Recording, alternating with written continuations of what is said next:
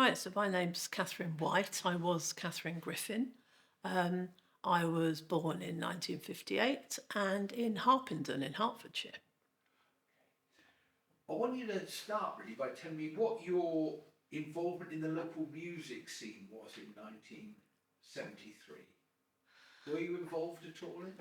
I wasn't involved as such, only that Could you I. start by in the music local Sorry, music? yeah. Repeating for me, sorry. What? Just repeat. Yeah, but how, tell me about your involvement in the local music scene in 1973. Right, well, my first time I was involved in anything musically in Stony here was I knew Rod Hall, who I used to babysit for their first child and then subsequently their other children when they used to go off on gigs. And I also went to Black Horse Folk Club. That was a regular thing on a Tuesday. And I used to go with a friend and we would sing sometimes and other times we'd just, take part. And then I got involved with that and helped with collecting money for Sue, who organised it all. And really grew to love the folk music. I always used to sing as a child and used to love singing, so it was a natural progression in, really. Okay. How did you and your family come to get involved in Folk on the Green? Well, we got involved in Folk on the Green because Rod was obviously talking about doing it while I was, there babysitting, so I knew this thing was this Folk on the Green, which I don't even think had a name even then, was being thought about and planned. And then when it did start happening, we lived on the Green as well, so we were just across a bit from Rod, and we sort of used to help him set up and clear up and do all general helping things that I could do. I mean, I was only very young, in my early teens, so and then as things progressed with it, my parents got involved because they could see that a lot needed doing. Dad was always very practical. They were always very giving people.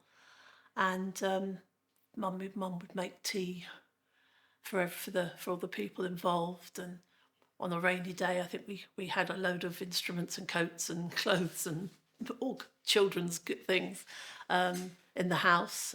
And we also let them use the toilet facilities too. So we didn't have the whole of the folk on the Green coming in to use the toilet, but we had, certainly all the people who were involved were in it. And we sort of every year progressed. Then mum and dad, because the cable across the main road for the power from Rod's house really wasn't ideal. So Dad offered our electricity and it was plugged into my bedroom up in the house, which turns out now to be part of the backdrop for the current Folk on the Greens when it moved down from the memorial end down to the halfway down. Can you describe, what the kind of the setup for that first one? How was it arranged? Gosh, that was a long time ago. It was just a very small group of people doing it. Rod managed to get some musicians that he knew to come and fill the programme. I mean, he was quite desperate because he had me on there too. But we started off. I was never a great singer, but I could sing, and so I used to fill gaps and do opening bits and pieces. We were there. We were just on the Green. So as they started setting up, Dad came out, helped to start putting the things together, rolling the hay cart into place, and just generally doing what was needed. Clearing up afterwards was each time it was held got a greater job, bigger and bigger job, because obviously there were more people, and it was the attendance in the early days wasn't not like it is today. It was really quite light. There was plenty grass seen in between. People could spread out and picnic and have the little dances as they, wherever they stood, which still happens now, but they were far more prominent because there weren't that many people. But it served a good purpose, and it obviously did because of its longevity. It's still going now.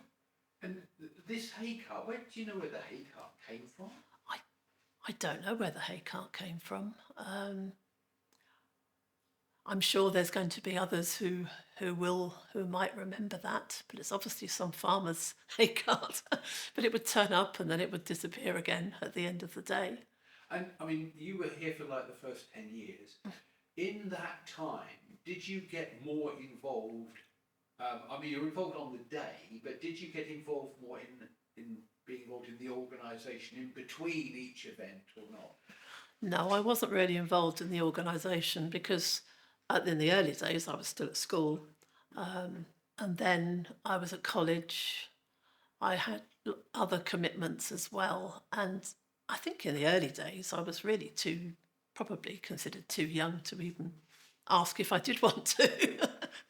But I'm sure that I know I didn't have anything in the involvement. The only thing that I did was when I used to work in the high street in estate agents who had some printing works, and I can remember with the printer helping to print the very first poster.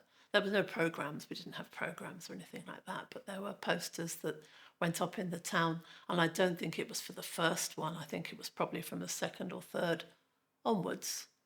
Yeah, because I'm saying that in the first year there were two, but the first of which was not on the green. Is that right? Can you remember that? No, the first one was on the green.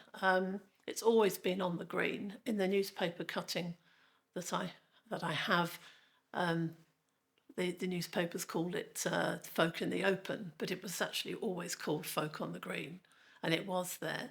And I think after the first year, they realised that probably two in a year was a lot to organise. So so it went then to once a year. And I think the only one they missed was during COVID, I think. So And do you I want to go in a little bit more detail because in your reply to Julie, you went in a lot more detail. I want to know further. There are several details. One of which is the toilets and the notice. Can you tell us about that? The toilet, your parents offering the toilet in the bathroom. well, yes, I mentioned earlier my parents let the organisers and the performers use their facilities, but always in the can't think of the word, in the quest to raise funds towards this event, they decided that they'd put a sign up on the door, and it said 2p for 1p, and it was treated with great hilarity, and we did actually get a few coffers in the pot to add to the collection, because there was never any entrance fee for it, and still isn't. People just turn up and it depend on people's generosity when the blanket goes around now. We took buckets around before in the early days trying to collect money. That is something I did do a lot of. Most years I helped to do the collecting. Tried to convince people to part themselves with their money.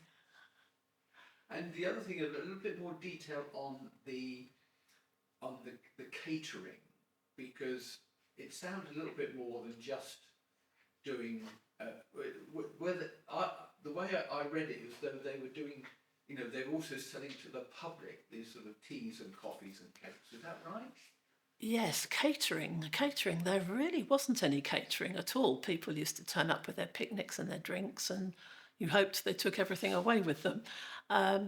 So it was obvious, though, that people who were performing and the organisers, they didn't have time to do anything. So Mum could see a need, and so out they came with the picnic tables, and the kettle was working overtime. And my grandmother and my brother got involved as well, and we were just making tea and drinks and whatever we had in the house at the time. The next time, Mum was a little bit more organised because she obviously didn't realise it was going to be happening. And my grandmother made some cakes, and we bought some biscuits, and and she had plenty of tea and milk and coffee, and so it became a little bit more of of an industry almost on these two little picnic tables.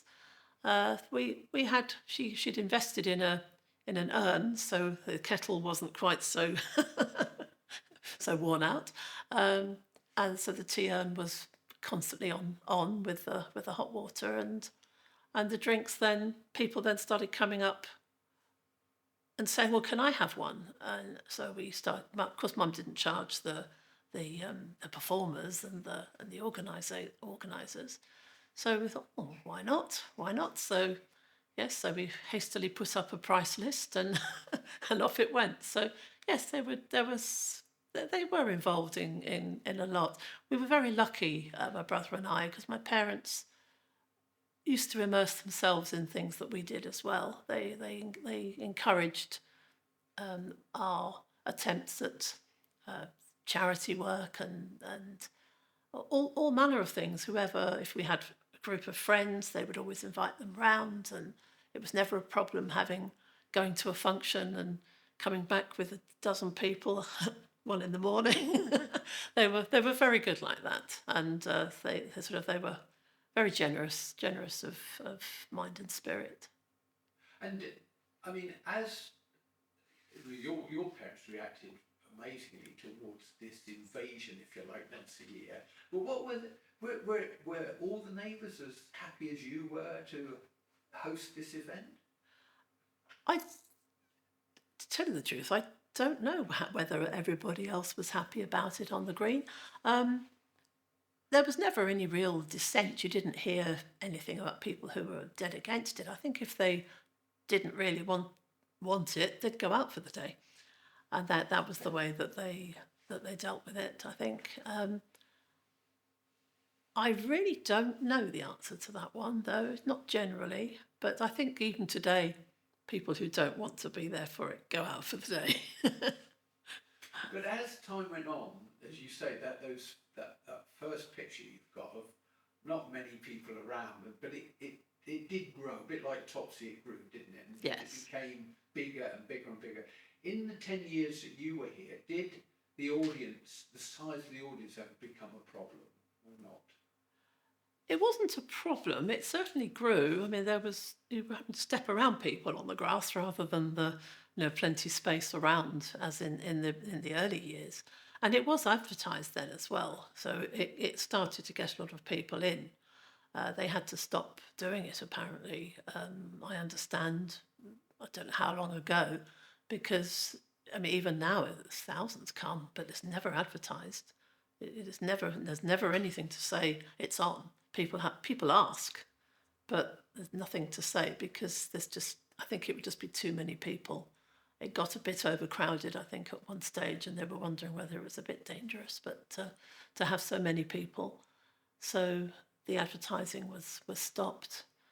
But certainly, it was advertised back then, and it did draw in people from. Word gets around, and people say what a great event it was, and you didn't have social media then, so it was very much word of mouth, and the folk scene pretty much embraced it, and so we got more and more people in as well. I say Rod and the organisers got lots of people, lots of performers in to take part, which gave a good variety as well. It wasn't just the same people. Yeah, we heard from Derek last week that when he was in charge of the performers, as it were, having to ration people. They you couldn't necessarily perform every year because there was just such a demand for other people. In those first 10 years, have you got any particular memories of events or performances, any particular performances that stand out in your mind? I don't know about performances. They were all. It was a long time ago. It's a long time ago. I always loved Rod's group. I think they had many reincarnations and different names, but it was Rod and his wife Tish, and Chris and Peggy Allen, and they would do a lot together. And they had a lovely, altogether, they had a lovely sort of harmonious sound. And there were some funny, some very, very funny performers. There was some with great humour. But I can't, you see, my memory doesn't serve me well enough to remember names either. But there were quite a few. But I don't think there's any that stick out as exceptionally different at that time. They were all good. They were all good. I enjoyed it all. I always have a theory that if I go out, even if there's only half a dozen people at a dance, I'm going to enjoy myself anyway. So, I tend to look at things as, well, that was good, rather than, oh, that was awful. Talking of awful, were in those first 10 years, were there any rain on events? What happened? Well, it definitely rained a few times. I think the sun shone more than it didn't. But when it rained, it was quite an issue, because you've got electrical equipment. It was plugged into our house as well, into my bedroom. So the water was sort of flowing down, running down the cables and down into speakers and amps, and thinking, I remember there was some performers would not touch the microphone just in case. But health and safety today, I mean, you wouldn't be able to do all of that. You certainly wouldn't be able to string a cable across the main road. But it was allowed back then, and in the early days, but it wasn't deemed safe trying to get it across the road while the traffic was going past. So it was much safer to do it on our side of the green, which was just the little road, the little service road, rather than... When it came into your bedroom, it was like put up into a tree, was it? It went through one of the trees. My bedroom was... Our house was... The main backdrop is the green house now, the big green. There's three-story houses. And ours was to the left. Ours was the 3-story to the left, to the brick one. And my bedroom was the top left. So the cable sort of ran through the trees and then up into the bedroom. I must admit, remembering looking at the switch and thinking what power I had, because I could flick that switch and it would all go off. Not that I would ever have done it, but it was just lovely that Mum and Dad got us involved and did all that, because I don't quite know, maybe somebody else might have offered, I don't know, but they did, and they did it right up to the point that they were no longer, to the last year when they were living there on the green. Oh, really? What Yes. year was that then? I think they left in 1984, about 84 or 85, 85, around that time. Wow. What? I'm going to look at some of these. Like, what is your best memory? Which is what? What is your best memory of Folk on the Green? I think not so much of a particular event, but just the thing itself. Folk on the Green was created by individuals who had a passion for music, and they shared their passion with thousands now. The fact that they took their own time, and there was no financial reward at all. In fact, it cost them a lot to actually put these things on. The fact that there are people that are willing to do that is, I think, probably is the best memory of all for me. But it was the spontaneity, people just getting up and dancing, just enjoying themselves. I just took pleasure in the fact that people were enjoying what had been put on, which is very rewarding for the organisers, because if there's nobody there, there's no point performing to an empty green. And the worst? Well, moving away. Did you just say the worst thing about it? Yes, I moved away in 83. and really didn't get to folk on the green until last year. Last year was my first foray back on the green, and I was actually walking down the road towards it, and I can remember my heart was really beating. I was so excited because I knew that Rod and family were going to be there as well, and the thought of meeting them again after 40 odd years, 40 years is a long time. The last time I saw his children was when I babysat for them, and now they've got children of their own that are quite a bit older. They're sort of in the sort of 10, 11, 12, all the way up, and it was really, really lovely to come back and see that. And of course, I came again this year as well. And I won't not be attending Folk on the Green. I just love it now. I'm back up here again, and back in the bosom of Stony, which I said about people who give their time. Stony is a very, I wouldn't say unique, but it's certainly a very, very community-based town. So many people giving their time to get involved in all kinds of different projects and things.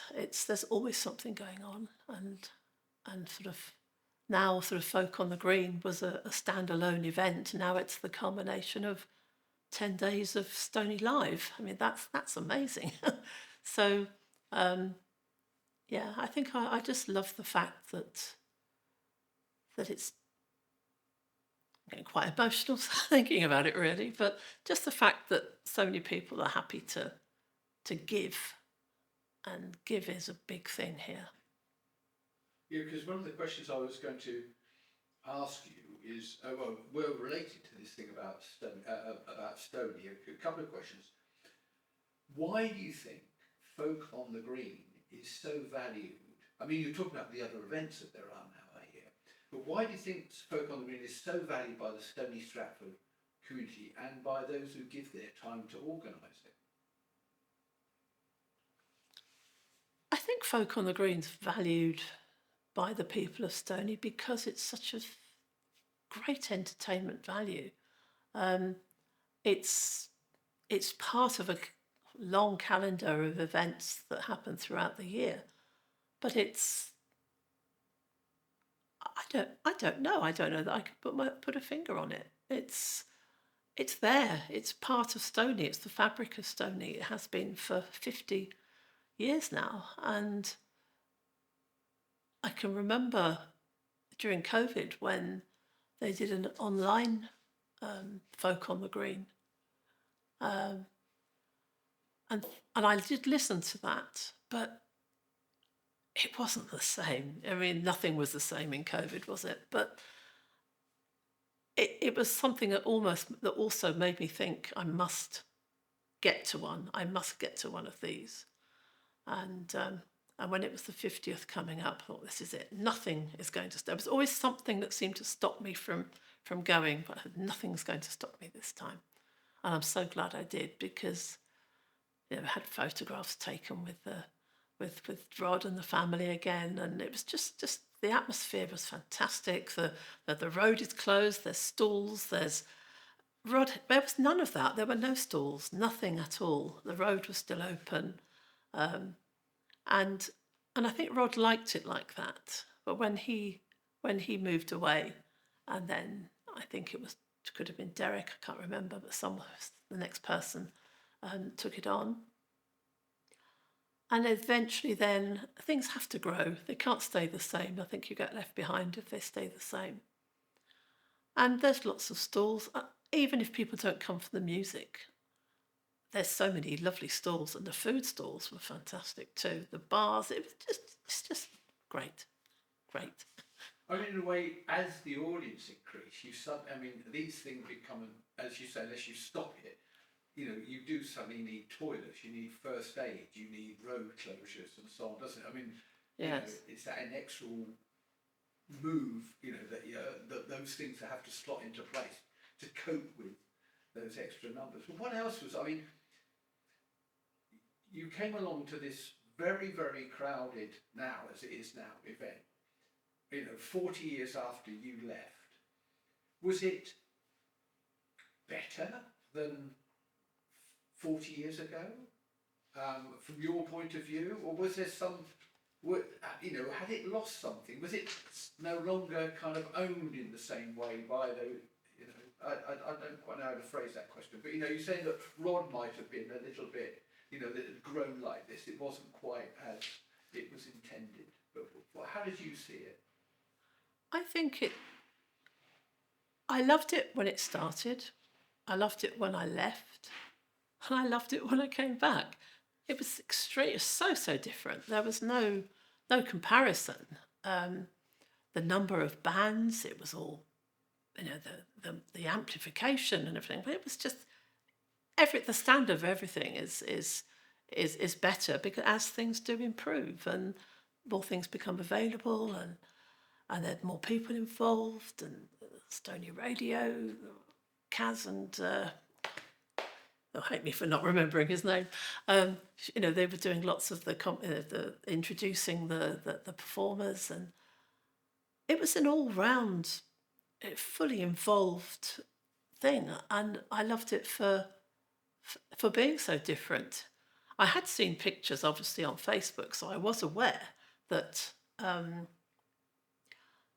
that it had changed, that there were more numbers, that there were stalls. But actually going through that little gap there, having picked up my programme and got to the green and just seeing it, I must admit it was pretty mind-blowing. But very different, but I wouldn't say better or worse. I loved it always. And things have to grow. Things can't stand still. So I think, and it's good to see that in those years things have moved on. There was a lot more electric music as well.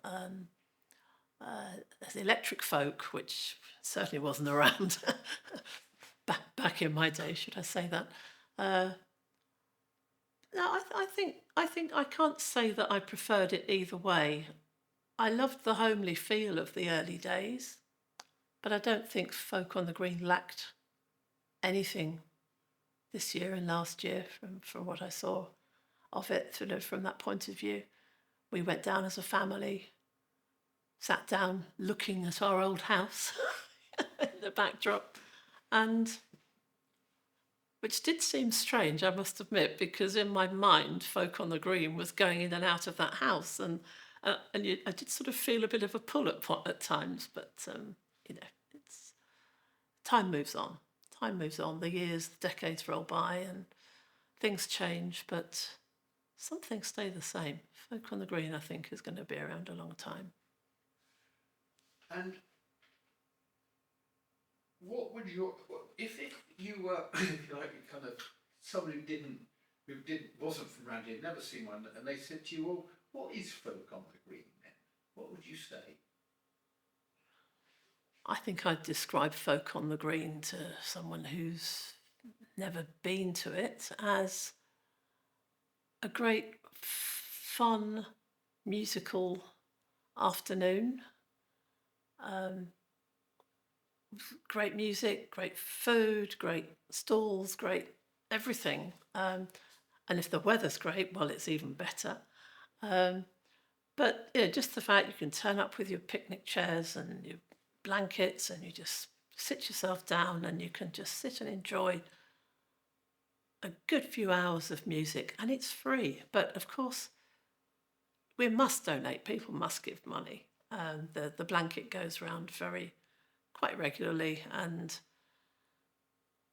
I'd like to think that they raise plenty of funds, because it's not cheap putting it on now. It can't be, not with all the setup that they have, all the stalls and getting people in, and the organisation beforehand is phenomenal. It's and they do a fantastic job because it really went so well.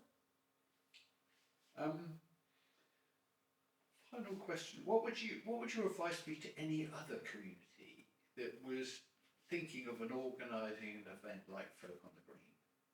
What's in it, if you like? What's in it? Not just, for you've got, on the one hand, you've got the music, but what's in it for a community? What's in it for a community? And what would your advice be to any community thinking of doing something like this? I think if any other town or village or whatever was to consider doing one of these events, like Folk on the Green, I think it only works if you've got the community behind you. Okay, loads of people come into it from afar, but it's a town event, and I think people love it for the fact that it's a town event. If you've got a good community, anything will work, I think. But if you've got people who are, I don't want that, you're not going to get very far, because negativity somehow just blossoms, doesn't it? I think if someone was to try to put it on, they would need to know that they're going to get a good audience and a good draw from it, because it's not like they couldn't start it off the same way as Rod did all those years ago, because we didn't have, I think he had to get permission to put it on the green. But there were lots of things you didn't. Health and safety really wasn't an issue, wasn't a name. I mean, we knew not to do silly things, but it really didn't stop us doing anything. I think there are so many hoops that you have to jump through, forms and public liability insurance, and there's so much that you have to consider, that you'd have to know that you're going to get a good audience out of it and you're going to get a good event before you consider putting something like that on. Something of that size, to start off with something of that size. I mean, as we said before, Folk on the Green grew from little acorns into this huge oak tree. Great. Anything else you want to, that we haven't talked about? Mine's blank. You walk out 10 minutes time and go, oh, God, why did I say that? Paul, Yes. you got anything? I do, several things. Oh. But look at me when you're answering. So Okay. not a second. Please, yeah. As if Roger's asked a question and stuff, that'd be great. Can you tell us a little bit more about you playing? You said you did some performing in the early days. Could you describe what that was like and how that was, as if it was a story? Playing at the early events, the first one and the second, and I think I did a couple of others, was pretty nerve-wracking. I had sung at Black Horse Folk Club with a friend, and I did the first performance we did at Folk on the Green was, pretty nerve-wracking. But it wasn't so bad because we hadn't got the thousands of crowds that are there now. So I was sort of, in a way, I suppose I was broken in gently. But it was a new venture, and I sort of always used to get a kick out of doing something new or learning something new and finding out, yes, you can do that. You think, oh, can I do it? Can I do it? And I did it. So I think we did about a set of about 3 different songs. I can remember doing Mr. Tambourine Man with Rod backing me. And I can't remember the other songs. I do still have my book of my songs. If I dug it out, I could find them. I haven't sung in years and years and years. And my guitar, I still have it. I still have the same guitar that's in the photograph that I was on in the paper. But it doesn't get played, really. Listen, you're going to have to do a guest spot. You're going to have to get that out, practice.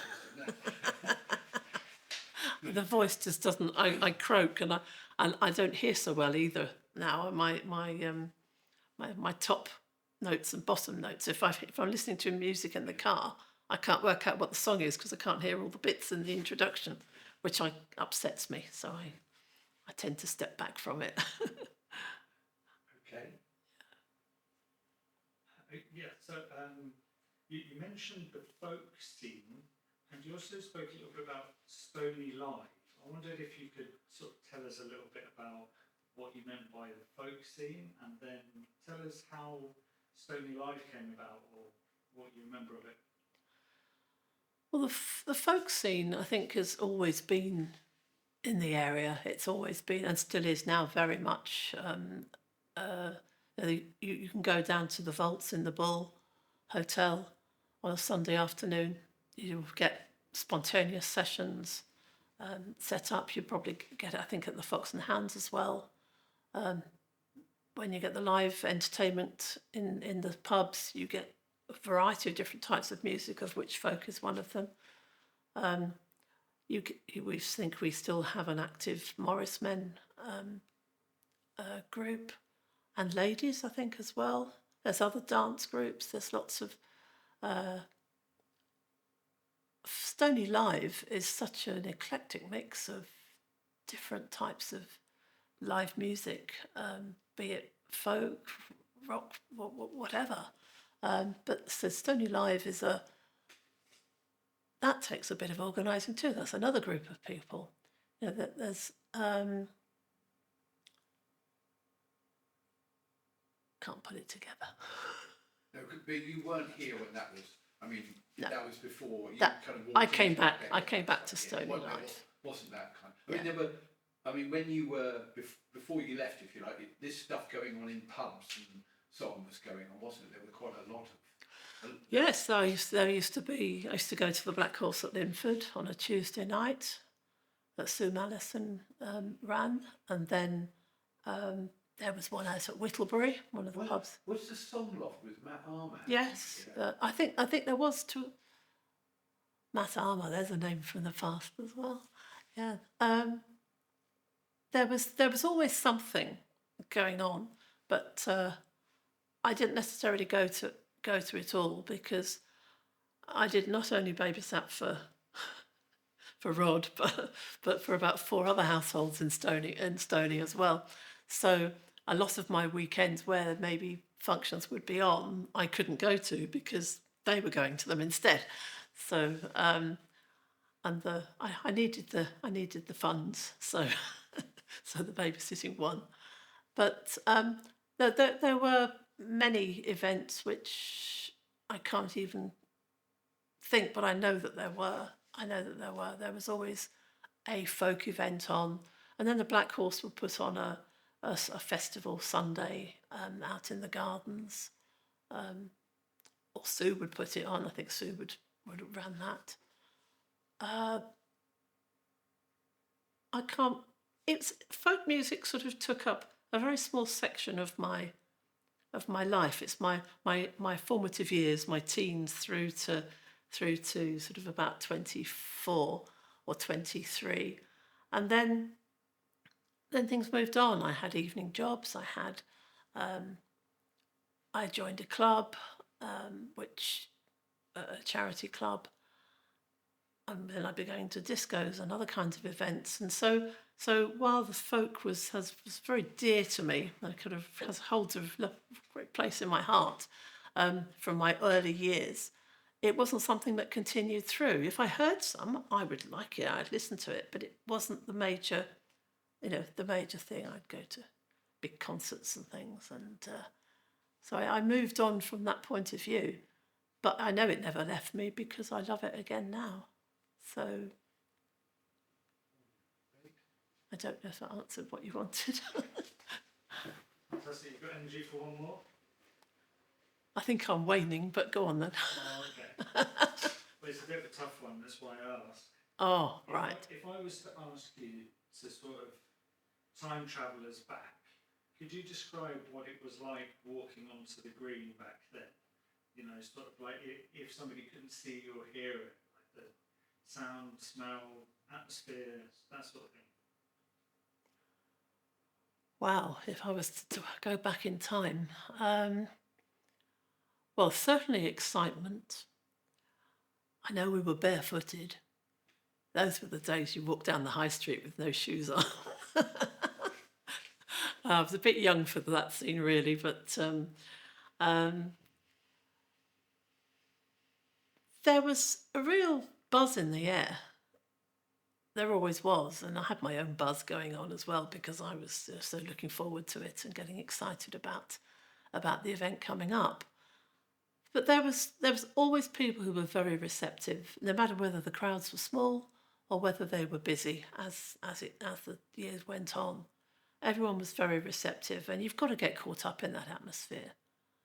You'd be cold if you didn't, and the atmosphere, I think, was the main thing. If there is no atmosphere, it's not worth going to something. But I think Paul might be asking, like, imagine you're coming off of the what's it, the London Road into the Green, and you start and you look and you start looking up towards where the stage was. Can you know what would you be seeing as you walked into the Green from that angle?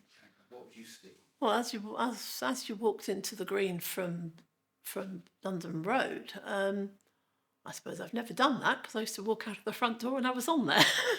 But if you walked in, you'd see the stage was quite small. It was only a hay cart, a lovely old hay cart. It was a lovely old-fashioned thing. So you possibly, if there weren't too many people there, you'd just maybe think there were some people sitting around and someone was up on the hay cart. But because the amplification wasn't great, people came up to the front end because I shouldn't say that, I don't mean to knock, but you can hear it all over now. But it was just a scene of people just enjoying themselves and just yeah, I don't think I've done that very well. But in that very first one, how many people are we talking in terms of, like, I mean, because half of the audience presumably were performers, I don't know, you know, how many are we talking about in the audience for the first one? I think attendance at the first one, I'd be very much guessing. I think maybe 100, but of course that included performers and their families too. It could have been more. Some people, because it went on all afternoon from lunchtime through to early evening, people come and go as well. So you get those that came early and left, and those that came along later. I'd say probably going up to when my last year there, I'd say probably it was maybe 500, 5, 6. I might be wildly wrong. But it was a lot more than the early days because obviously nobody knew about it in the early days. But it's thousands now. Thousands.